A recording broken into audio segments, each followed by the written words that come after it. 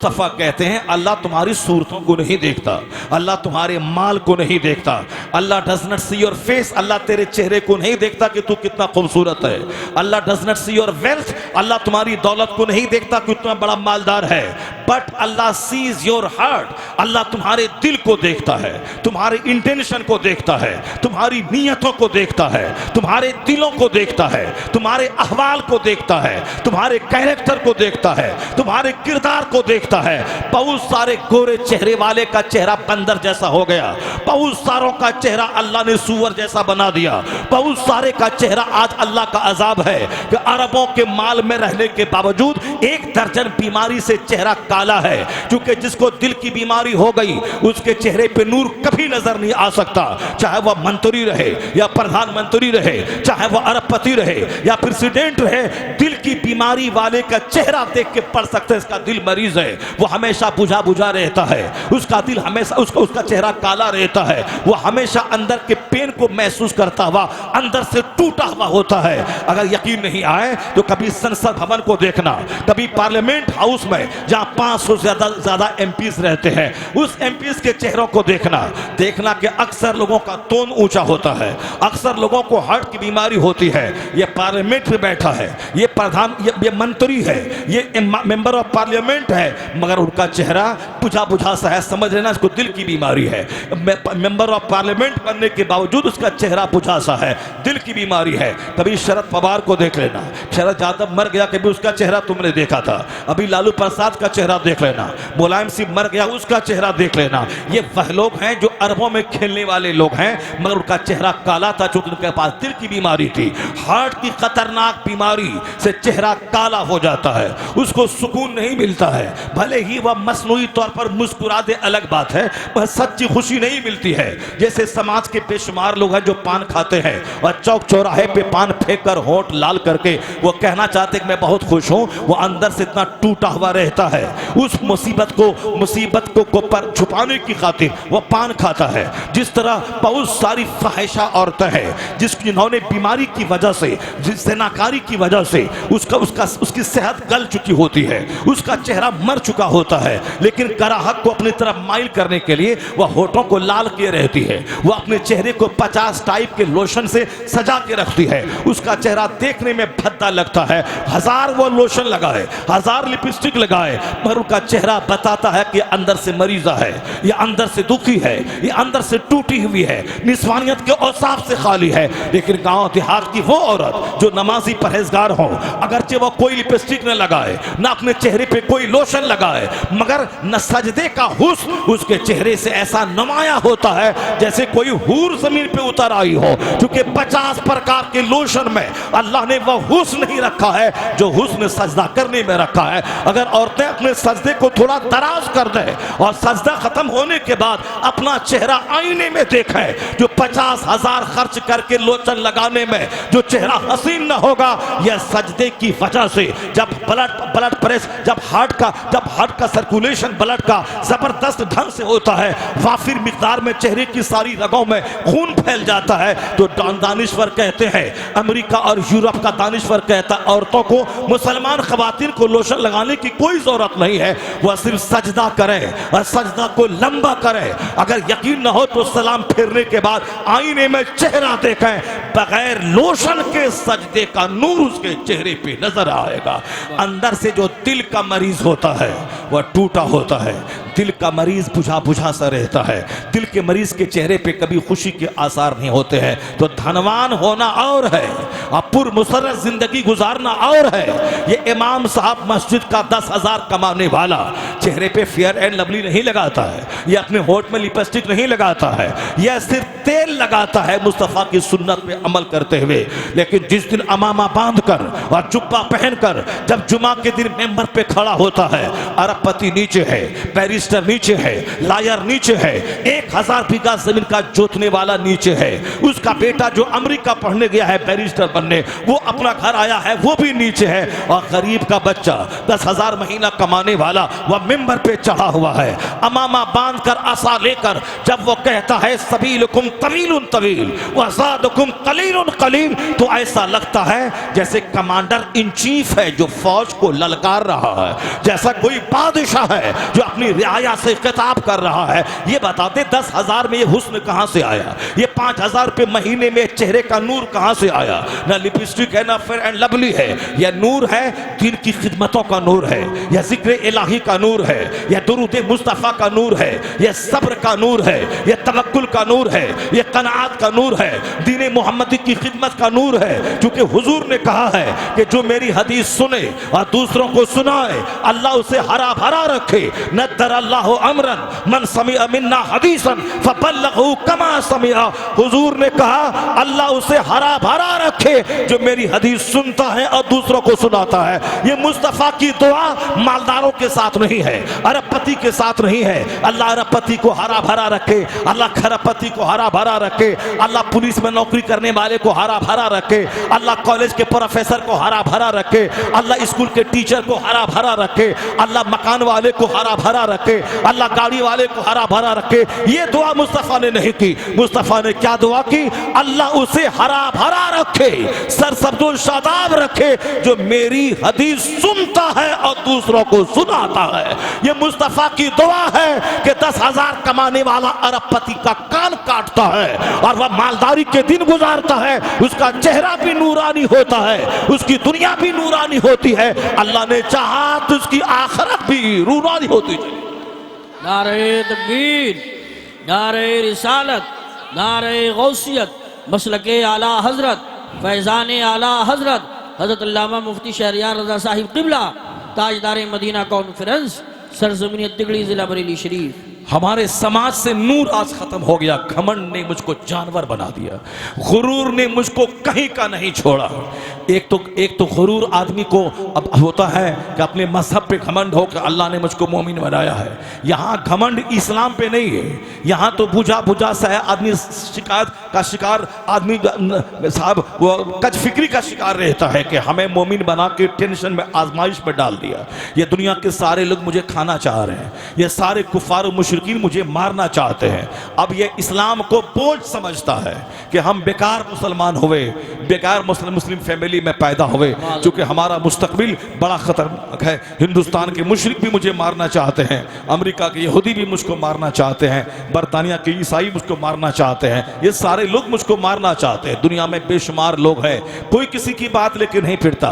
ये बिकाऊ मीडिया दिन रात मुसलमान इस्लाम ये करता रहता है। चलो कम से कम इतना तो करता रहता है कि इस्लाम का चर्चा तो कर रहा है, इसी बहाने आने वाली नस्लें इस्लाम का मुतारे करने का मजाज तो ले रही है। ये भले ही सोचता है मैं इस्लाम को डैमेज कर रहा हूं, इस्लाम को बदनाम कर रहा हूं, लेकिन जब बार बार इस्लाम और मुसलमान मीडिया वाला बोलेगा तो बच्चों के दिमाग में होता जरा मुताला करूं इस्लाम किसे कहते हैं, जरा मैं मुताला करूं इस्लाम के पैगंबर की तालीमात क्या है। ये मीडिया वाला मुस्तफ़ा की इज्जत को धूमिल करने के लिए ये हुजूर का नाम लेता है, मगर अमेरिका यूरोप के लाखों बच्चे जब मीडिया में मुस्तफ़ा दान रहमत का नाम सुनते हैं वो हुजूर की सीरत पढ़ने का शौक उनको पैदा होता है। जरा देखें ये मीडिया वाले कहते हैं इन्होंने ऐसा किया, इन्होंने जिहाद किया, जिहाद का कानून दिया, इन्होंने लड़ने झगड़ने का कानून दिया। जरा पढ़ें मोहम्मद अरबी को, ये कौन थे, ये कहां पैदा हुए, इसका मैसेज क्या है, इसका सबक क्या है। एक कौम मुस्लिम तू सुन ले, अमेरिका यूरोप का कोई दिन ऐसा नहीं गुजरता जिस दिन वहां का कोई दानिश्वर कलमा पढ़ के मोमिन ना होता हो, वहां का वैज्ञानिक कलमा पढ़ के मोमिन ना होता हो, वहां का साइंटिस्ट कलमा पढ़ के मोमिन ना होता हो। कोई दिन नहीं गुजरता। गिराने दे नेतन्याहू को बम फिलिस्तीन के बच्चों पे। नर्वस कभी मत होना, मुसलमान हमेशा जिंदा रहने के लिए पैदा नहीं हुआ है, मुसलमान तो शहादत के लिए पैदा हुआ है, मुसलमान तो अल्लाह के लिए मरने के लिए पैदा हुआ है। मरना तो सबको है ही, चाहे अपने खेत में मरो, चाहे खलियान में मरो, चाहे हॉस्पिटल में मरो, चाहे बीमार होके मरो, चाहे एक्सीडेंट करके मरो, तो मरना जब है ही तो क्यों एड़ी रगड़ के मरना।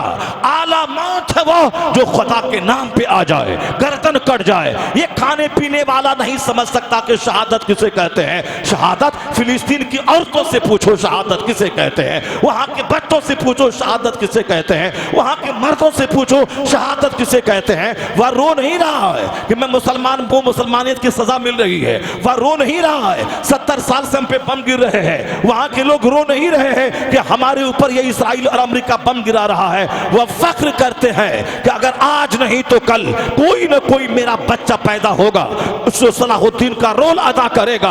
अगरचे लाखों शहीद हो गए, मगर इसी इंतजार में वहां की खवातीन बैठी है और फिलिस्तीन छोड़कर भाग नहीं रही है। आने वाली नस्लों में कोई सलाहुद्दीन जन्म लेगा, खालिद इब्ने वलीद का गुलाम जन्म लेगा, साद इब्ने वकास का गुलाम जन्म लेगा, हजरत अबू उबैदा बिन जर्राह का गुलाम जन्म लेगा, जो किबले अव्वल को आजाद करवाएगा, फिलिस्तीन को आजादी दिलवाएगा। उस सलाहुद्दीन के इंतजार में 70 साल से बम खा रही है और यह रंग लाएगा। अब वह दिन करीब आ रहा है कि इस्राइल जलील होगा, यहूदी जलील होगा, नसरानी जलील होगा, इस्लाम जिंदा होगा, पूरी दुनिया में इस्लाम फैलेगा, हर जगह का मजहब इस्लाम होगा और एक मसलक अहले सुन्नत व जमात रहे। सुभान अल्लाह, सुभान अल्लाह, सुभान अल्लाह। वह दिन आने वाला है, वो हालात पैदा हो रहे हैं, इसलिए कि जैसे जैसे इल्म बढ़ रहा है, जैसे जैसे लोगों को तजस्सुस बढ़ रहा है, जैसे जैसे रिसर्च का रुझान दुनिया में बढ़ रहा है, वैसे वैसे कलमा पढ़ने वालों की तादाद में इजाफा होता चला जा रहा है। कोई दिन नहीं गुजरता जिस दिन अमेरिका का कोई साइंटिस्ट कलमा ना पढ़े, यूरोप का कोई इंजीनियर कलमा ना पढ़े। एक बहुत तेजी से फैलने वाला मजहब दुनिया में मजहब इस्लाम है। यही हिंदुस्तान की गोदी मीडिया को यह बात अच्छी नहीं लगती है कि ऑस्ट्रेलिया के फला किंग ने कलमा पढ़ा, अमेरिका का फला अरबपति कलमा पढ़ा, यूरोप की फला शहजादी कलमा पढ़ी। ये सारी खबरें जब आती है, ये खबरें चैनलों पे नशर नहीं करता है, ये नशर नहीं करता। हाँ, कोई मुसलमान किसी बुराई मुलविस हो जाए उसको हाईलाइट करके दिखाता है, ये मुसलमान है, इन्होंने ऐसा कर दिया, ये मुसलमान है, इन्होंने ऐसा कर दिया। यही सारी बातें इस गोदी मीडिया को बोलने दें। आप इसी ख्याल में जिंदा रहें कि इस्लाम दबने नहीं आया है, इस्लाम कुफ्र दबाने आया है, शिर्क मिटाने आया है, जुल्मत मिटाने आया है। किसी जालिम की तलवार इस्लाम खत्म नहीं कर पाएगी, किसी बादशाह की सल्तनत इस्लाम को मिटा नहीं पाएगी। इस्लाम फैलने आया है, इस्लाम सिकुड़ने नहीं आया है। इस्लाम इतना फैलेगा कि हर कच्चा पक्का घर में इस्लाम फैलेगा, अमेरिका से लेके मलेशिया तक हर घर में इस्लाम फैलेगा, हर अमीर और गरीब के घर में इस्लाम फैलेगा। मुस्तफा सच्चा, मुस्तफा की बात सच्ची। आने वाला वह वक्त आएगा कि हर कच्चा पक्का घर इस्लाम वहां दाखिल हो जाएगा। ला यबका अला ज़हरिल अर्द बैतु मदरियम वला फब्र इल्ला अदखलहुल्लाहु कलिमतल इस्लाम। इसलिए ए मोमिन, अपनी नमाज के बारे में सोच, अपने रोजे के बारे में सोच, अपने हज व ज़कात के बारे में सोच, अपने अखलाक आदत व अतवार के बारे में सोच, अपनी गंदी आदतों को दूर कर। मुस्तफा ने जो कुछ कहा है उनकी सुन्नतों पे अमल कर। इस्लाम के बारे में मत सोच ज्यादा। इस्लाम अल्लाह का पसंदीदा मजहब है, मुस्तफा का पसंदीदा मजहब है। इसलिए अल्लाह को कोई सी दूसरे खुदा से कोई खतरा नहीं है, कोई दूसरा खुदा है ही नहीं जो अल्लाह को खतरा हो। अल्लाह वहदहू ला शरीक है, अल्लाह की शान कोई घटा ही नहीं सकता है। जब अल्लाह रब्बुल इज्जत के मुकाबिल में कोई दूसरा खुदा नहीं है तो कैसे इस्लाम दबेगा, कैसे कुरान मिटेगा, कैसे खुदा का नाम लेने वाला घटेगा। अल्लाह जब बंदों को मारना चाहता है तो वह उसको मारने में 48 दिन नहीं लगते, 48 घंटा नहीं लगता, 48 साल नहीं लगता। जब अल्लाह 50 लाख को मारना चाहता है तो सिर्फ 50 सेकंड का जलजला पूरी आबादी को जमीन में धंसा देता है। सुनामी का तूफान लाखों को समंदर की आगोश में ले लेता है। ये मौसम की खराबियां, ये आग आसमान से बरसती है और हजारों लोग मौत की आगोश में चले जाते हैं। तुर्की का जलजला तुमने देखा होगा, उस्मानाबाद का जलजला तुमने सुना होगा, सुनामी का तूफान 10 साल पहले आया उसको तुमने देखा होगा। सैलाब के मौसम में जब पानी बहता है, गांव का गांव तबाह होता है, उसको तुमने देखा होगा। इसलिए ये जो कुछ तमाशा दुनिया में हो रहा है, चाहे अमेरिका करे, चाहे इसराइल करे, चाहे दुनिया के लोग करें, चाहे अरब के हिजड़े हुक्मरां अपने भाइयों को ज़बह होता हुआ देखे, उसकी जबान न खुले, कुर्सी प्यारी हो, बदतमीज तू कल मरेगा, तेरी लाश में कीड़ा पड़ेगा। जिस तरह कर्नल कज़ाफी मरा, जिस तरह लीबिया का कर्नल कज़ाफी मरा, तू भी मरेगा। मोहम्मद बिन सलमान, जिस तरह यासिर अरफात मरा, तू भी मरेगा। जिस तरह मिस्र का सदर मरा, उसी तरह तू भी मरेगा। जिस तरह सद्दाम हुसैन गए, उस तरह तू भी जाएगा। पर सद्दाम तो शेर था जो फांसी के फंदे पे चढ़ने के बाद वह कलमा पढ़ा, अपनी कौम की मोहब्बत में मरा। और तू कैसे मरेगा? तू यूरोप का गुणगान करके मरेगा, तू अमेरिका का तलवार चाट के मरेगा, तू यहूदी का फतवा पढ़ के मरेगा, तू नसरानी की दलाली करके मरेगा, पूरी मौत मरेगा। इसलिए कि तू मुसलमानों की राजधानी जो मक्का मदीना है, वहां की तू कमान संभाला है, वहां का तू हाकिम है। 25,000 से ज्यादा लोग शहीद हो गए और तुम्हारे सीने में दर्द नहीं पैदा हुआ, तुम्हारे सीने में एहसास नहीं पैदा हुआ। हिंदुस्तान के मुसलमान जख्मी है, मलेशिया के मुसलमान जख्मी है, अमेरिका का क्रिश्चियन जख्मी है। अमेरिका के क्रिश्चियन सड़कों पे आ गए, कहा जुल्म बंद करो। अमेरिका के दानिश्वर सड़कों पे आ गए, यह जंग बंद करो। ऑस्ट्रेलिया में हजारों लोग सड़कों पे आ गए, यह जंग बंद करो। अब ब्रिटेन में जहां 50,000 आदमी का देखना मुश्किल है, वहां 6 लाख लोग सड़कों पे आ गए और कहा जुल्म बंद करो। मगर मोहम्मद बिन सलमान के लोग साहब या नंगी लड़कियों को नचाने में लगा हुआ है, शराब पीने में लगा हुआ है, रंगरलिया मनाने में लगा हुआ है। मैंने भी सुना है कि तुम्हारे जो बाप दादा थे वह भी मरे, अब्दुल्ला मर गए, किंग फैसल मर गए, तुम्हारा जो बाप दादा है वो भी मर गया, फहद भी मर गया, वह सब चला गया। तू भी मरेगा, तेरी लाश सड़ेगी या तुम्हारी लाश से बदबू आएगी। तुम्हारे सीने में दिल नहीं है। फिलिस्तीन के शहीदों की बॉडी से कस्तूरी की खुशबू आ रही है। जो खुदा की खातिर जान देता है और जो सिर्फ कुर्सी बचाता है, उसकी लाश से बदबू आएगी। और जो मजहब बचाता है वह लाश के टुकड़े क्यों न हो जाए, कस्तूरी की खुशबू। नारे तकबीर, नारे रिसालत, नारे गौस, मसलके आला हजरत। मरना तो सबको है ही, मौत वही जो खुदा के नाम पे आ जाए, मौत वही जो किबले अव्वल की हिफाजत में आ जाए, मौत वही जो इस्लाम की आबरू बचाने में आ जाए, मौत वही जो सरहद इस्लाम पे आ जाए। इसलिए अपने बाल बच्चों को देखने वाला उतना अज्र नहीं पाता जितना अज्र हदीस की रोशनी में कोई सरहद इस्लाम पर रहे और इस्लामी फौज की हिफाजत में एक रात अगर कोई जागता है तो उस आग पे अल्लाह जहन्नम की आग हराम कर देता है।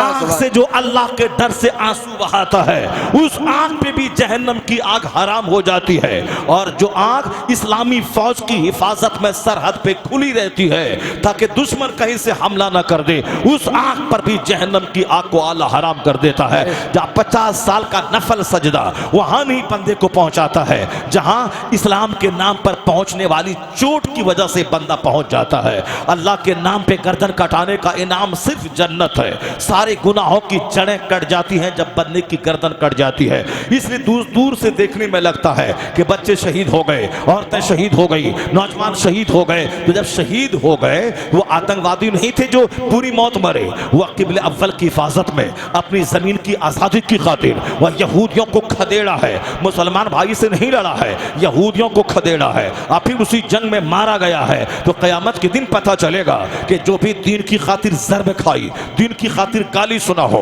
जो दीन की खातिर तमाचा खाया हो, जो दीन की खातिर गालियां सुनी हो, जो दीन की खातिर मुलाजमत उसकी छूटी हो, जब किसी इमाम ने हक बोला, गांव वाला उसको निकाल दिया, ये सजा क्यों मिली? हक बोलने की वजह से। किसी ने बोला ये खेल तमाशा करना हराम है, यानी मुहर्रमुल हराम के मौके पर तमाशा मत कर, दीन को बदनाम मत कर, शरीयत को बदनाम मत कर, बल्कि शरीयत पर अमल कर। हुसैन आजम का जिक्र जमील कर, उनकी शहादत का खुतबा पढ़, उनके सब्र की कहानी बयान कर। हाय हुसैना मत कर, मरसिया मत पढ़, नौहा मत कर, नौहा मत कर, जहालत वाला काम मत कर। ये दुल्दुल घोड़ा की कितनी तस्वीर बना के उसको घुमा घुमा के पैसा कमा के शराब पी के काफिरों की तरह रोल अदा मत कर, नाच गाना मत कर, बल्कि सजदा कर, जिक्र कर, तिलावत कर, हुसैन की अजमत से अपने सीने को रोशन करने की कोशिश कर। ये खेल तमाशा, ये फर्जी इमाम बाड़ा, ये साहब ताजियों की कतार है जिससे इस्लाम का कोई बड़ा काम नहीं होता। ये खुराफात में गुम है, नमाज गायब है, खुराफात में गुम है, नमाज गायब है, खुराफात में गुम है, शरीयत पर अमल गायब है, ये तमाशे दूर कर दे। लोगों ने बोला गर्दन काट देंगे, तुमने ताजिया के खिलाफ बोला है, तुमने इमाम बाड़ा के खिलाफ बोला है। अगर गर्दन कटी तो ये बाल बच्चों की मोहब्बत में नहीं बल्कि मुस्तफ़ा की शरीयत का कानून बताया है, उसके बदले में गर्दन कटी है। तो दुनिया में नहीं आखिरत में पता चलेगा कि हुसैन आजम शहीदों के सरदार का नाम है। वो अपना सारा बाल बच्चा, अपना सारा कुंबा अल्लाह की राह में लुटा दिया। बात क्या थी? हुसैन हक बोलने के लिए मैदान में आए थे। यजीद की पलीती को चलने नहीं दिया जाएगा, इस्लाम दुश्मनी चलने नहीं दी जाएगी, शरीयत का मजाक उड़ाने नहीं दिया जाएगा, यजीद के मनमाने ढंग से जीने को नहीं दिया जाएगा। यजीद अल्लाह का कानून चलेगा, मुस्तफ़ा का ज़ाब्ता चलेगा, तुम्हारा कानून नहीं चलेगा। यही बताने हुसैन करबला आए थे, दीन बचाने करबला आए थे। बदले में दुश्मनों ने गर्दन काट दी, बच्चे को ज़बह कर दिया, जवान बेटे को कत्ल कर दिया, सारा कुंबा लुटा दिया। तो क़यामत के दिन जब हुसैन खून में लथपथ अपने बाल बच्चों समेत जब जन्नत की तरफ सफर करेंगे, अहले महशर हुसैन की इज्जत को देखेंगे। अब वहां जिसने मुस्तफ़ा के दिन की खातिर एक मार खाई हो, गाली खाई हो, उन्होंने बेइज्जती झेली हो, उन्होंने मुलाजमत को खोया हो, तो हुसैन के सामने अगर ये गया तो हुजूर आपने तो गर्दन कटाई, मैंने भी गाली खाई है, मैंने भी तमाचा खाया है, मैंने मुलाजमत खोई है, मुझे लानत मलामत क्या गया है। हुसैन ने अगर मुस्कुरा के देख लिया और इशारा किया कि मेरे साथ आ जा, 80 बरस का नफल सजदा वहां नहीं ले जाएगा जहां हुसैन की मुस्कुराहट अपने साथ जन्नत लेके चली जाएगी। तो फूल माला गले में डलवाना और है, हक बोलने के बदले में गाली सुनने का मजा और है। अब खौफ साहब 1 लाख का लिफाफ लेकर अपने घर में मस्ती से खाना और है, हक के बोलकर गालियां सुनना और मुस्तफ़ा के नवासे के तरीके पे अमल करना और है। सबके हिस्से में शहादत नहीं आती है। अल्लाह जिससे प्यार करता है, अल्लाह जिससे दोस्ती करता है, अल्लाह जिसको ऊंचा मर्तबा देना चाहता है, उसे हॉस्पिटल में मौत नहीं देता, उसे राहे खुदा में शहादत की मौत अता करता है, ताकि उसे जमीन से उठा के इज्जत और सम्मान के आसमान पे पहुंचा दिया जाए। सुभान अल्लाह, सुभान अल्लाह। नारे तकबीर, नारे रिसालत, नारे गौस, ताजदारे मदीना का कभी नफरत मत होना कि हमें इसराइल की मुसीबतों से हमारा सर नीचा हो रहा है, फिलिस्तीन की मुसीबतों से, कभी नहीं। ये हिंदुस्तान के मुशरिक, ये हिंदुस्तान के इस्लाम दुश्मन, ये तो उसको शुरू से खुशी होती है जब भी मुसलमानों का जिक्र और तकलीफ पहुंचती है। मुशरिक को बड़ा मज़ा आता है। मक्का में जनाब बिलाल को जब तकलीफ हो रही थी तो मुशरिक को मज़ा आ रहा था। जब जनाब खब्बाब को जब कोयले पे लेटा के उसके बदन को जलाया जा रहा था, मुशरिक को मज़ा आता था। जब मुसलमानों को उहद की जंग में बज़ाहिर थोड़ी सी शिकस्त नज़र आई, मुशरिक को मज़ा आता है। मुशरिक को हमारी नेमतों से बड़ी तकलीफ पहुंचती है। जब मैं मैदान बद्र में हमारे आबा अजदाद ने जंग जीती, मुशरिकों को बड़ा सदमा हुआ। जब मुसलमान मक्का से हिजरत करके मदीना आए और मदीना इस्लामिक स्टेट की राजधानी बन गया, मुशरिकों को बड़ी तकलीफ और मतली हुई। जब मुसलमानों को फतह मिलती है, मुशरिकों को मतली आती है। जब मुसलमान की तादाद बढ़ती है, मुशरिकों को उल्टी पैदा होती है। जब मुसलमान की हुकूमतों का नाम मुशरिक सुनते हैं, उसका दिमाग चक्कर देने लगता है। उनसे कहा जाए कि तुम मुशरिकों के पास कितनी सल्तनत दुनिया में है, तो ये सब बागलें झांकने लगेगा, सर के बाल खुजनाने लगेगा। और जब इनको पता चलता है कि 60 के करीब ममालिक कलमा पढ़ने वालों के कब्जे में है, इनको चक्कर आने लगता है, इनको उल्टी आने लगती है। और जिस दिन ये 60 के करीब ममालिक जिस दिन मुत्तहिद हो जाए, जिस दिन एक हो जाए, आपस की नफरतों को भूल जाए, जिस तरह तुम्हारे घर में 4 भाई है और चारों में नफरतें हैं, चाहे बीवी की वजह से, चाहे बच्चे की वजह से, चाहे औरत की वजह से, चाहे माँ की वजह से, जिस वजह से भी हो, खबरदार मर्द हो, मर्द बन के जिंदा रहना। माँ की वजह से अपने भाई में आपस में जंग मत करना, और बीवी की वजह से अपने घर के सुकून में आग मत लगाना। माँ भी औरत है और बीवी भी औरत है, या दोनों को औरत की निगाह से देखना कि दोनों औरतें हैं। औरतों में दीन की कमी है कि जब हम नमाज पढ़ते हैं, उस पर माहवारी के दिनों में वह नमाज नहीं पढ़ सकती है, वह रोज़ा नहीं रख सकती है, यह उनके दीन की कमी है। और अक्ल की कमी है कि मर्द एक हैं, औरतें उनके मुकाबले में 2 हो, और 2 औरत की गवाही 1 मर्द के बराबर होती है, यह उनके अक्ल की कमी है। चूंकि मर्दों को अल्लाह ने उनके मुकाबले में ज़्यादा ताकतवर बनाया है। तो ये बीवी भी तुम्हारी बीवी है, माँ भी तुम्हारी माँ है, तो माँ भी औरत है और ये बीवी भी औरत है। इन दोनों को औरत के हिसाब से देखना, वरना माँ की बात माने तो बीवी को तलाक देना होगा। माँ की बात माने तो अगर माँ सास और बहू की जंग सबको मालूम है कि सास के दिल में बहू का कितना बड़ा कीना होता है और बहू के दिल में सास का कितना बड़ा कीना होता है। औरतें बहू सबसे ज्यादा बड़ी दुश्मन सास को समझती है। यही वजह है कि हमेशा शौहर बाहर से आ जाए तो वह उनकी माँ की शिकायत की पोटली खोल देती है। तुम्हारी माँ ने ऐसी करी, तुम्हारी माँ ने ये बोली, तुम्हारी माँ ने ये कहा, यानी सब माँ ही का सारा कसूर है। और जब माँ के सामने बैठ जाए और आपकी बीवी मैके चली जाए और माँ खाना ला के परोस दे तो फिर माँ क्या करती है, अपनी बहू का सारा चिट्ठा खोल के रख देती है। तुम्हारी बीवी ऐसा करी, तुम्हारी बीवी ऐसा करी, जबकि माँ के पास जो पैसा है वह बेटे का दिया हुआ है, बीवी के पास जो पैसा है वह भी उनके शौहर का दिया हुआ है। यही लाल है जो माँ को भी देता है, यही लाल है जो बीवी को भी देता है, मगर ये दोनों आपस में मिल के नहीं रहती है। इन दोनों को आपस में मिल के रहना चाहिए कि अगर मेरा बेटा मर गया तो फिर मेरे आराम का क्या होगा। और बीवी को सोचना चाहिए अगर मेरा शौहर अगर मर गया, जख्मी हो गया, फिर मेरा क्या होगा। यह दोनों अपने शौहर अपने बेटे से मालदार बनी है। उसके पास जो पर्स है वह बेटे का है, उसके पास जो 10,000 रुपये है वह बेटे का दिया हुआ है, उसके पास जो सैंडल है वह बेटे का दिया हुआ है, उसके पास जो सलवार सूट महंगा है बेटे का दिया हुआ है, और इस बीवी के पास जो सैंडल है वो शौहर का दिया हुआ है, इसके पास जो पर्स में 10,000 रुपये है ये शौहर का दिया हुआ है। और ये दोनों उसी शौहर और बेटे को तकलीफ पहुंचाना चाहती है, इसलिए कि दोनों के पास अकल नहीं है, ये नाक़िसुल अक्ल है। यही वजह दोनों एक दूसरे की शिकायत करने में लगी है। कोई अपने शौहर को बहकाने में लगी है, कोई अपने बेटे को बीवी की छुड़ाने में लगी है। तो एक मर्द को चौड़ा दिल रखकर, इसे बड़ा सा दिल रख के दोनों को डील करना है। बीवी को देना 10,000 रुपये, माँ को नहीं बताना है कि मैंने बीवी को दिया है, और माँ को देना है 10,000 रुपये, बीवी को नहीं बताना है कि मैंने माँ को दिया है। अगर तुमने कह दिया कि मैंने अपनी बीवी को दिया है, मैंने माँ को दिया है, तो बीवी को उल्टी आ जाएगी, उसको मतली आ जाएगी, उसको चक्कर आ जाता है, वह बिस्तर पे सो जाती, लेट जाती है। चाय बंद है, रोटी बंद है, खाना बंद है, क्या हुआ जी, जाओ माँ के पास जाओ, माँ के पास जाओ। रात में उधर रूठी हुई है, क्या हुआ जी, इधर आओ जी, नहीं माँ के पास जाओ। यानी इस तरह के सारे ताने ये मर्द सुनता है। क्योंकि अगर कह दिया कि मैंने अपनी माँ को 10,000 रुपये दिया है, इसलिए मर्द हो, माँ को मिठाई ला के दे तो बीवी को मत बता, हाँ बीवी को पैसा दे तो माँ को मत बता।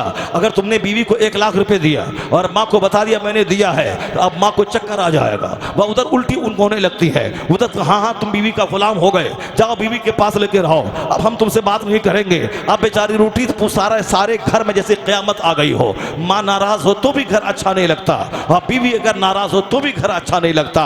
अब तुम्हें दोनों से डील करनी है। इस्लाम हमें रहनुमाई करता है, बताता है, ये नहीं कहता कि सिर्फ माँ का पांव दबाते रहना, माँ का तलवा चाटते रहना, माँ के पांव के नीचे जन्नत है। इस्लाम सिर्फ ये नहीं कहता, इस्लाम कहता है तू मर्द है, मर्द बन के जिंदा रहना। ये माँ है, उसका चेहरा देखना, चेहरा जब देखेगा तो हज मबरूर का अजर मिलेगा। चाहे माँ 1000 तकलीफ पहुंचाए, माँ 1000 गाली दे, 1000 नाराजगी का इजहार करे, तुम्हें उफ तक नहीं कहना है। फला तकुल लहुमा उफ़्फ़ियम वला तनहरहुमा। नाराजगी के इजहार का सबसे अदना दर्जा है लफ्ज़ उफ कहना। हम आपसे नाराज हैं, बड़ा दर्जा है कि 2-4 तमाचा मार दे। हम आपसे नाराज हैं, मार नहीं सकते, तो उसका अदना दर्जा है कि हम गाली आपको देने लगे, वो गाली भी नहीं दे सकते। अदना दर्जा है कि हम कोई खरी खोटी आपको सुना दे, अगर वो भी नहीं सुना सकते, तो अगर आपने मेरी मर्जी के खिलाफ काम किया है, तो मेरी जबान से अगर गाली नहीं निकली, अगर अलफल जुमले नहीं निकले, तो इतना निकलता है लफ्ज़ उफ, आपने ऐसा कर दिया। यह उफ नाराजगी का सबसे अदना दर्जा है। मार अलग, गाली अलग, डांट डपट अलग, ये लफ्ज़ उफ नाराजगी के इजहार का सबसे अदना दर्जा है। तो कुरान में इलाज का लफ्ज नहीं है, कुरान में लफ्ज़ हुर्रा नहीं है, कुरान में लफ्ज़ आहा नहीं है, मगर कुरान में लफ्ज़ उफ है।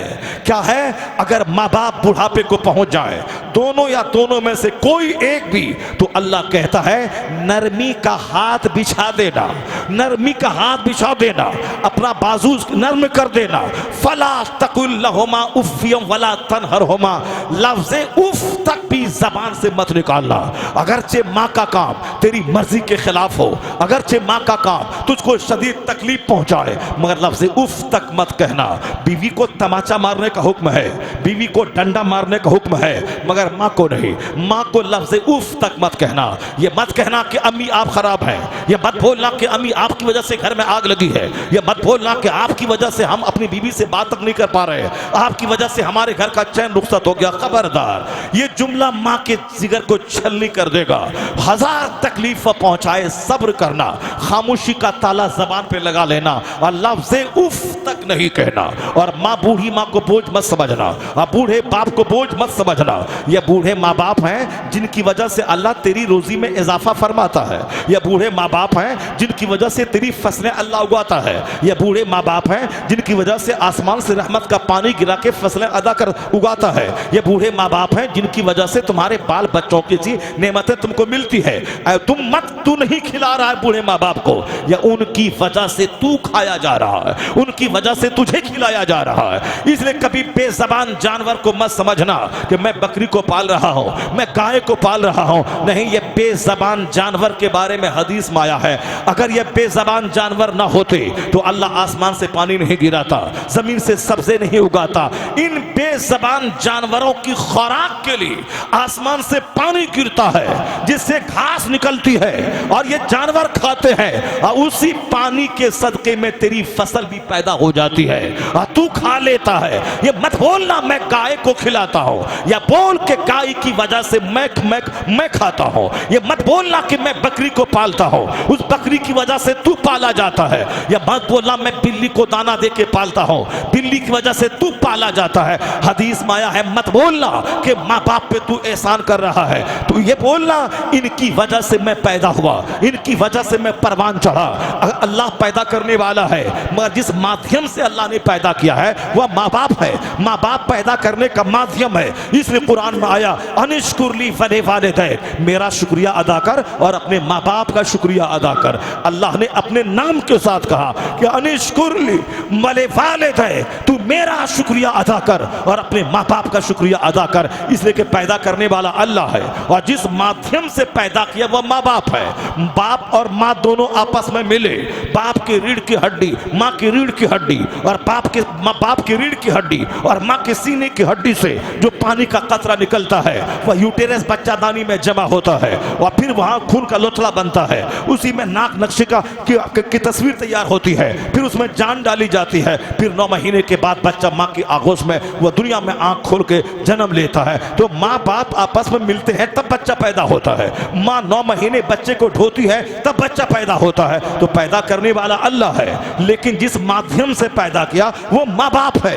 इसलिए कहा कि तू मेरा शुक्र अदा कर, अपने माँ बाप का शुक्र अदा कर। बाप जमीन ना दे फिर भी बाप है, माँ गाली दे फिर भी माँ है, माँ बोले अपनी बीवी को तलाक दे दे, अच्छा ठीक है अम्मी मैं सोच रहा हूँ आपको अपनी तरफ से कोई तकलीफ ना पहुंचाए, ठीक है अम्मी। अम्मी को बहलाए, अम्मी को फुसलाए, अम्मी की दिलजोई करे, अम्मी के रुपए देने में कोई कमी ना करे, उनके एहसानात को माने, उनके पास बैठ जाए, उनके पास बातें करे। इसलिए कि जिस तरह बचपन में प्यार का मुस्तहिक और भूखा बच्चा होता है, उसी तरह बूढ़े माँ बाप भी प्यार के भूखे होते हैं। क्योंकि बुढ़ापा और बचपन दोनों एक जैसा होता है, तो बचपन में बच्चों को माँ बाप का प्यार चाहिए, उसी तरह माँ बाप को बुढ़ापे में बच्चों का प्यार चाहिए। और प्यार के बगैर बच्चा का हौसला पस्त हो जाता है, उसी तरह प्यार के बगैर बूढ़े माँ बाप का दिल पूछ सा जाता है। तो सिर्फ टका देना कमाल नहीं है, बाप के पास 10 मिनट टाइम देना कमाल है, वहां बैठना कमाल है। बाहर नौकरी से आओ, बीवी के हुजरे में बाद में जाना, पहले माँ के पास 5 मिनट बैठ जा,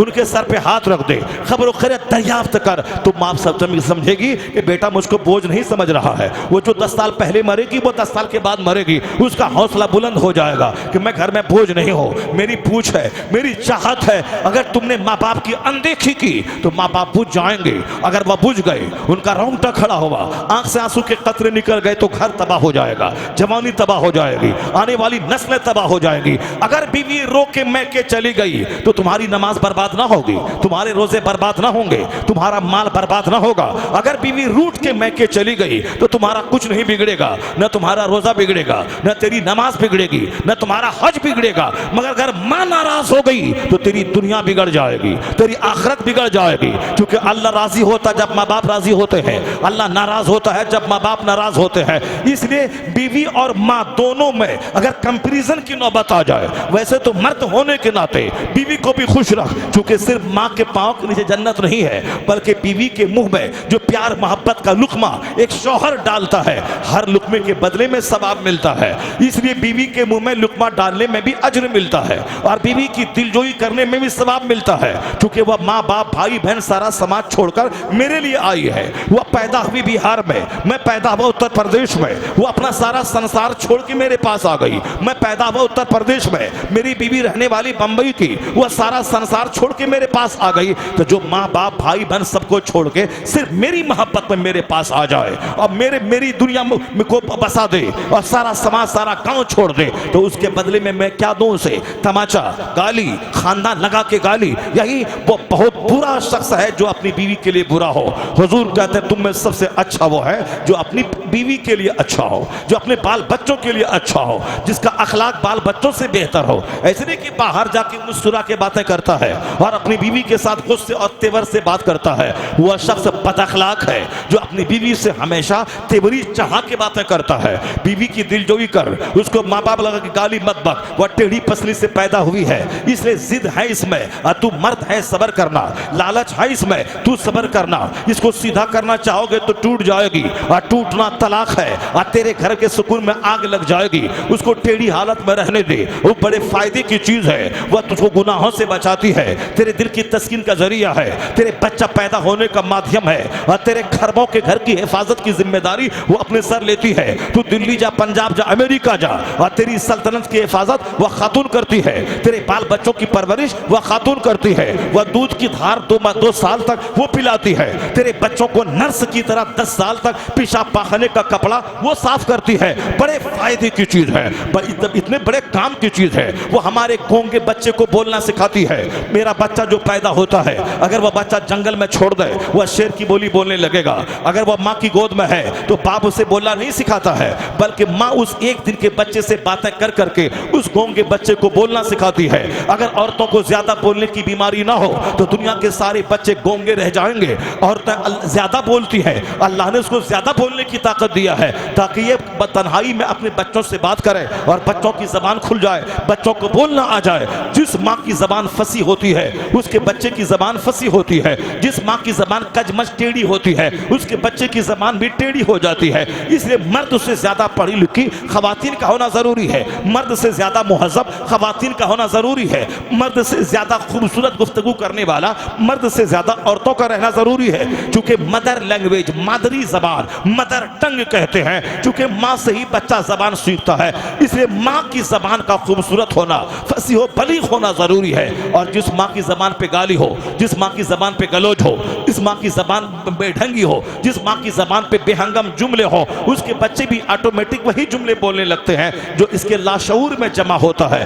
जब वह बच्चा बोलने लगता है, लाशऊर की बातें शऊर में आ जाती है, अनकंसस की बातें कंससनेस में आती है। वह बच्चा वही जुमले दोहराता है जो माँ दोहराती है। इसलिए माँ का मुहज़्ज़ब रहना, माँ का सिविलाइज्ड रहना, माँ का मतमद्दन रहना, माँ का अच्छी पढ़ी लिखी रहना, ये बहुत जरूरी है। मगर हमने सिर्फ औरतों में नाक देखा, औरतों का चेहरा देखा, औरतें गोरी है कि नहीं, नाक लंबी है कि नहीं, आंख बड़ी है कि नहीं, ये चेहरे पे गोश्त है कि नहीं। इसीलिए इनका बच्चा बेढंगा, बदसबार, चुड़ैल, बदतमीज इनके बच्चे पैदा होते हैं, क्योंकि इन्होंने लड़की में अखलाक देखा ही नहीं, सिर्फ नाक देखा, चेहरा देखा, सिर्फ गाल पर गोश्त देखा, बस गाल देखा शादी कर लिया। ये नहीं देखा कि शादी से पहले 5 मर्दों की गोद में झूल चुकी है। ये नहीं देखा कि शादी से पहले इनके 3 हमल चोर दरवाजे से सदर हॉस्पिटल में गिराए जा चुके हैं। ये नहीं देखा अपने शौहर के अलावा 5 मर्दों की गोद में यह झूल चुकी है। और जो यूज्ड है उसकी जो औलाद पैदा होगी, बंजर जमीन से फसलें बंजर पैदा होती है। जो दरख्त जिस तरह का होता है उसी तरह का फल पैदा होता है। सिर्फ नाक मत देखना, सिर्फ आंख मत देखना, सिर्फ चेहरे का गोश्त मत देखना, सिर्फ 6 फीट की हाइट मत देखना, वरना आगे आने वाले दिनों में जब उनसे तकलीफ पहुंचेगी तो फिर तू सब्र नहीं कर पाएगा। तू देखेगा निगाहों के सामने जिसकी आंख तुमने देखा था, अगर तुझसे ज्यादा खूबसूरत तेरा छोटा भाई है, वह उससे प्यार करेगी, उसके साथ भाग जाएगी। तुझसे ज्यादा खूबसूरत कोई साहब हॉकर है, कोई चादर बेचने वाला है, कोई ट्यूशन पढ़ाने वाला है, उसके साथ भाग जाएगी। आए दिन ये कहानियां हो रही है। स्कूल में पढ़ाने वाली टीचर वह दूसरे टीचर के साथ भाग रही है। समाज में जमींदार की बीवी, 2 बच्चे की माँ, वह दूसरे किसी चौकीदार के साथ भाग रही है। आए दिन इस तरह की खबरें मिल रही है। 4 बच्चे की माँ भाग गई, 5 बच्चे की माँ भाग गई। एक सैयदानी गुजरात में 4 बच्चे की माँ, जिसके शौहर के पास कार थी, करोड़ों का बंगला था, मगर सामने वाला टेलर मास्टर जो मजदूर था, उसके साथ आते जाते कपड़ा सिलाते हुए उसके साथ भाग गई। सारा शहर सदमे में चूर हो गया। एक सैयद घराने की लड़की जो खुद अपने ही चचा की बेटी थी, यानी शौहर चचा का बेटा है और उसकी बीवी वो चचा की बेटी, 2 भाई के आपस में एक का बेटा एक की बेटी है। खानदान की आबरू मिट्टी में मिला दी। क्योंकि जब औरतों का तेवर खतरनाक होता है, यह जज्बाती ज्यादा होती है, यह सेंटिमेंटल ज्यादा होती है। मर्द के पास अकल होती है, यह जज्बात में बहते नहीं है। औरतें जज्बाती होती हैं। किसी मर्द ने मुंह दिखलाया मुस्कुराता हुआ, मिठाई का डब्बा दे दिया या सोने का एक जेवर दिखला दिया, उसी की तरफ माइल हो जाती है। किसी ने लहरा के बात किया, उसी की तरफ माइल हो जाती है। किसी ने उसके पास साफ सब्ज बाग दिखलाया, उसी की तरफ माइल हो जाती है। यह संवेदनशील है, यह जज्बाती होती है और जज्बात में फैसला अक्सर गलत होता है। यही वजह है जज्बाती होने की वजह से। और जज्बात का फायदा दूसरा यह होता है, यह 9 महीने पेट वजन ढोती है फिर भी कोई शिकवा नहीं, और 2 साल दूध पिलाती है फिर भी कोई शिकवा नहीं। यह जज्बाती लगाव बच्चे से होता है कि बच्चे को सीने से लगाती है, उनको करार मिलता है। बच्चे का पीछा पखाना धोती है, उनको सुकून मिलता है। यह जज्बातियत की वजह से है। और बच्चे को हमेशा 24 घंटे सीने पर चिपका के रखती है, यह जज्बात की वजह से है। यह जज्बात का पॉजिटिव पहलू है जिससे हमको फायदा पहुंचता है, और जज्बात का निगेटिव पहलू होता है। वह निगेटिव पहलू कि किसी ने मुस्कुरा के बात किया, और किसी ने लहरा के फोन से बात किया, और किसी ने सब्ज बाग दिखाया, अगर ये उसकी तरफ माइल हो गई तो वहां भी जज्बात का गलत इस्तेमाल होता है। वह जज्बाती हो जाती है। वह नहीं देखता आगे क्या होगा, वह नहीं देखती पीछे क्या होगा, वह नहीं देखती बच्चों का क्या होगा, वह नहीं देखती शौहर का क्या होगा, वह नहीं देखती खानदान का क्या होगा। जज्बात में बहकर वह गलत कदम उठा लेती है। ये कई लाख मुसलमानों की बेटियां जो काफिरों के साथ भाग गई, यह जज्बात में बह गई। प्यार मोहब्बत के नाम पे जन्नत भूल गई, आखिरत भूल गई, अल्लाह रसूल को भूल गया। जबकि एक मोमिन चाहे 1000 बदकार हो, अगर ईमान सलामत है और ईमान की हालत में मरा है तो बख्शिश की उम्मीद है। चाहे गुनाहों की सजा काट के जाए, चाहे 10-20 साल जहन्नम में जल के जाए, चाहे जैसी भी हो, या अल्लाह फजल फरमाए बगैर जले हुए जन्नत चला जाए। ये तो उम्मीद है जिसके सीने में ईमान है। लेकिन जिसके सीने में ईमान नहीं है, वह चाहे 50 करोड़ की मस्जिद बना दे, चाहे 50 करोड़ कंबल गरीबों में बांट दे, चाहे वह 50 करोड़ चापाकल लगवा दे, चाहे गरीबों को 50 करोड़ बिल्डिंग बना के उसके मुसाफिर खाने बनवा दे, कुछ नहीं होगा। सारी नेकियों का सवाब, उसका फायदा, दुनिया की दौलत बढ़ेगी, दुनिया में मिल जाएगा। आखिरत में इनाम उसको मिलेगा जिसका ईमान सलामत है। ईमान है तो इनाम मिलेगा। अब बताएं कि मेरी जवान बेटियां जो काफिरों के साथ भाग गईं, उसी के मजहब को कबूल कर लिया, आखिर वो आखिरत के बारे में क्या सोची? ऐसा तो नहीं कि प्यार मोहब्बत करके भाग गई तो अब ये 1000 साल जिंदा रहेगी।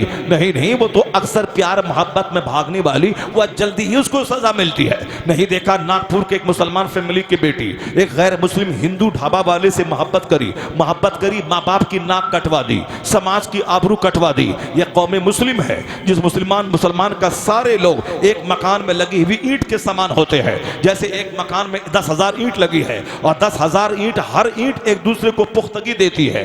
एक ईंट कमजोर हो गई तो सारा मकान कमजोर हो जाता है। उसी तरह दुनिया का सारा मुसलमान एक मकान के ईंट के समान है। अगर एक शराबी हुआ, एक पापी हुआ, एक बेनमाजी हुआ तो सारा मकान कमजोर हो जाता है। आज जो हमारी दुआएं रद्द हो गई इसीलिए कि मुस्लिम समाज में अक्सर लोगों की बड़ी तादाद, अक्सरियत मुसलमानों की बेनमाजी की है, शराबियों की है, है, जुआरियों की है, गाली गलौज देने वालों की है। यहाँ तो एक ही उल्लू सारे चमन को बर्बाद करने के लिए काफी है। और जब हर शाख पे उल्लू बैठा हो तो फिर चमन का क्या हाल होगा, गुलिस्तान का क्या हाल होगा कि एक शराबी समाज में आग लगाने के लिए काफी है, एक बेनमाजी समाज का सुकून छीनने के लिए काफी है, और एक बदकार आसमान से आग बरसाने वाले अजाब को लाने के लिए काफी है। और जहां सारे लोग बदकार हो जाए, मेजॉरिटी बदकारों की हो जाए, उसका क्या हाल होगा।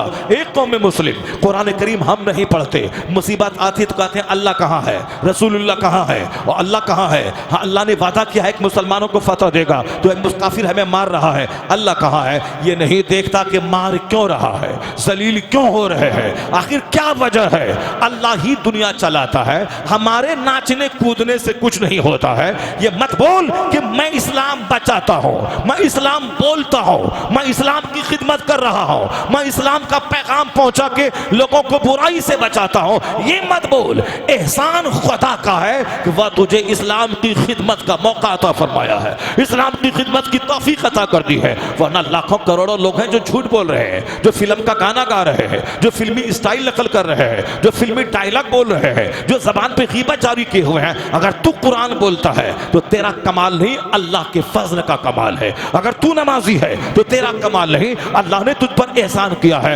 एक आदमी की गिरफ्त अगर अल्लाह कर ले, एक बंदा की, तो समझ ले पूरी इमारत ढह जाएगी। जिस तरह से एक तस्बीह का दाना है, अगर धागा टूट गया और एक दाना नीचे गिरा तो समझ ले कि सारा दाना धीरे धीरे नीचे गिर जाएगा। यही है मुसलमान सारे एक मकान की ईंट के समान है। और दूसरी हदीस में हुजूर ने फरमाया कि मुसलमान एक जिस्म के पार्ट्स की तरह है। जिस तरह पांव में कांटा चुभता है, एहसास सारे जिस्म में होता है, उसी तरह एक मुसलमान अगर कहीं शराब पीता है तो पूरी मुस्लिम जिस्म को इसकी तकलीफ का एहसास होता है, पूरी मुस्लिम सोसाइटी को इस तकलीफ का एहसास होता है, और यह सारा जिस्म उस दर्द को महसूस करता है। ऐसा नहीं कि पांव में कांटा चुभा है तो सर को कोई तकलीफ नहीं, पूरा जिस्म वह दर्द महसूस करता है। इसी तरह से दुनिया के सारे मुसलमान एक जिस्म के समान है।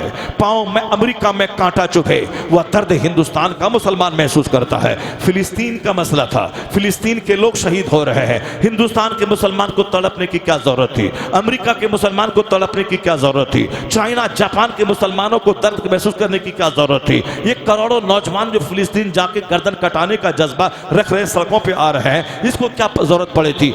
इनकी जमीन गई, इनका मकान गया, इनके बच्चे कटे नहीं, मगर एक मुसलमान की जमीन जा रही है, एक मुसलमान की गर्दन कट रही है। यही है वो इस्लामी रिश्ता जो बदन में आग लगा देता है, जो तक कांटा वहां चुभा है फिलिस्तीन में, दर्द का एहसास यहां हो रहा है। और अगर ये एहसास खत्म हो जाए वह मुर्दा है। यानी फिलिस्तीन में बच्चे शहीद हो रहे हैं और यहां मैं सनीमा रात भर देख रहा हूं, रात भर मोबाइल चला के गंदी तस्वीरें देख रहा हूं। समझ जाए उसका दिल मर चुका है, उसका दिल अंधा हो चुका है। एहसास जिंदा को होता है, मुर्दा को नहीं होता है। जो मर गया कोई एहसास नहीं, तो जिसका दिल मर चुका हो उसको कोई एहसास ना होगा। अभी 5 दिन पहले बरेली से आगे बदायूं है, बदायूं से पहले सिकरौली एक जगह है, वहां पे 3 नौजवान शराब में धुत बाइक चला के जा रहे थे।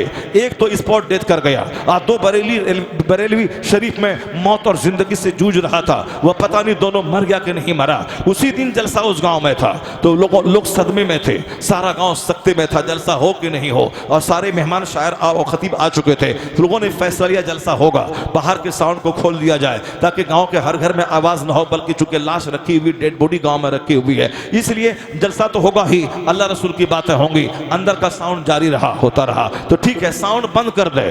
कुछ लोगों ने कहा कि जलसा बंद कर दे। और उसी गांव में जिस घर में मैं खाने के लिए गया तो मैंने देखा वहां सारा गांव सदमे में डूबा हुआ है, मगर एक जोकर जिसके चेहरे पे दाढ़ी भी थी और वो लेटा हुआ था चारपाई पर, उसी घर में खाने के लिए मैं गया। वहां कंबल ओढ़े हुआ है और सीने तक कंबल है और हाथ में मोबाइल है। और उसी दिन वर्ल्ड क्रिकेट का फाइनल हो रहा था और वह तमाशा देख रहा है। डेड बॉडी गांव में रखी हुई है, सारे लोग सख्ते में, चूंकि जवान मौत है और कुंवारा नौजवान 18 साल का है वो मर गया है। सारे लोग परेशान है, मगर दिल इतना अंधा हो चुका है कि वह तमाशा वर्ल्ड कप क्रिकेट देख रहा है, वह साहब क्रिकेट का तमाशा देख रहा रहा है तो इस मुर्दों से क्या उम्मीद कर सकते हैं? जब सीना मर जाए या मुर्दे से क्या फायदा होगा? जिसका दिल जिंदा रहता है वो उस लाश को अपनी लाश समझता है, उसकी तकलीफ को अपनी तकलीफ समझता है। तो एक बंदा अगर मुजरिम हो तो सारा मकान कमजोर हो जाता है। वो तो अल्लाह का फजल है।